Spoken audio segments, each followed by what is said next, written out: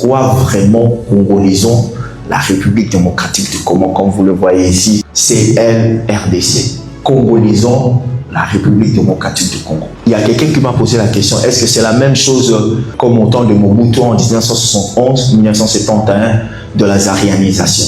Je dirais non, 80%, oui, 20%. Au temps de Mobutu, Mobutu a eu l'initiative de faire la zarianisation. La zarianisation, il est comment pour ceux qui ne connaissent pas? Il a voulu rejeter le communisme et le capitalisme.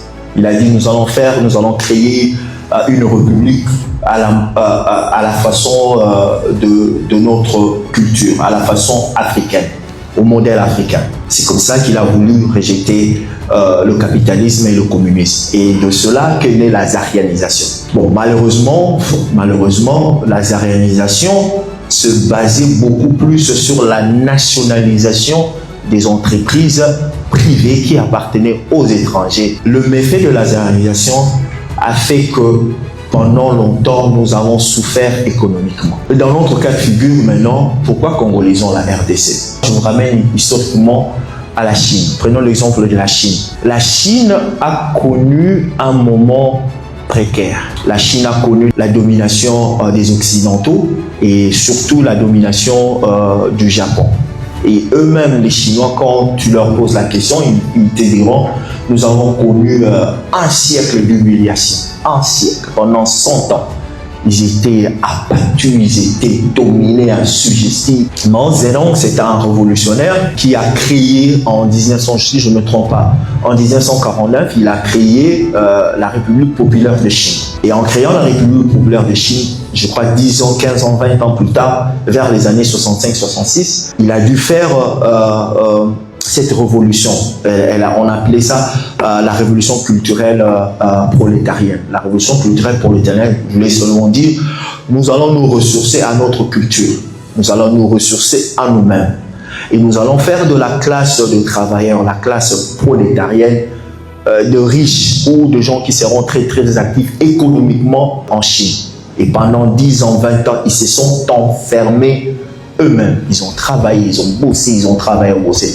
Et les résultats, vous voyez aujourd'hui, la Chine est vraiment, les États-Unis et la Chine, c'est deux puissances économiques. Je me suis basé sur cette inspiration, un tout petit peu.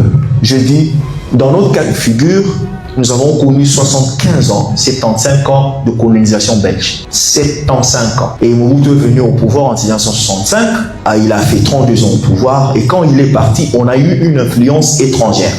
De 1977 jusqu'à l'avènement de son excellence, M. Antoine Tshisekedi Tshilombo, nous avons connu une infiltration. Nous avons connu beaucoup de choses. Débauche économique, infiltration au niveau des institutions, la débauche culturelle. Ces gens avaient une mission de détruire la société, la culture, l'économie, détruire le pays, détruire la République démocratique du Congo. Se basant sur ça, je me suis dit, pourquoi ne pas congoliser la République démocratique du Congo? C'est de là où est venue mon inspiration. Les gens diront, la colonisation, ça sent comme la congolité, ça sent comme le radicalisme. En fait, la congolisation, ce n'est qu'une forme de révolution.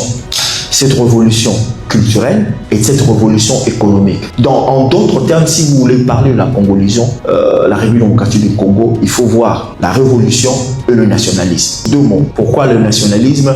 Quand on parle du nationalisme, surtout dans le monde occidental, tu es nationaliste, on a peur. Quand tu vas en France, on parlera du nationalisme libéral, on parlera du nationalisme expansionniste, on parlera du nationalisme extrême. Tout ça, moi je ne prends que le nationalisme en termes simples. La loyauté et le dévouement envers son propre pays, envers sa patrie, envers sa terre. Être loyal, être dévoué à sa nation. L'idéologie, quand tu l'entends parler, quand tu te mets avec moi pour discuter, l'idéologie n'est pas mauvaise. Mais le gaz de cette idéologie, c'est les personnes, c'est les gens comme vous, c'est les gens qui sont assis, qui nous écoutent en ce moment. Ce sont eux qui feront la force. Parce qu'une personne ne fera rien. Notre force doit être aux engagements républicains et aux engagements nationalistes. Et si moi et toi parvenons à réunir 1000, 2, 3000, 5000 personnes, 10 000 personnes. Nous demandons une force.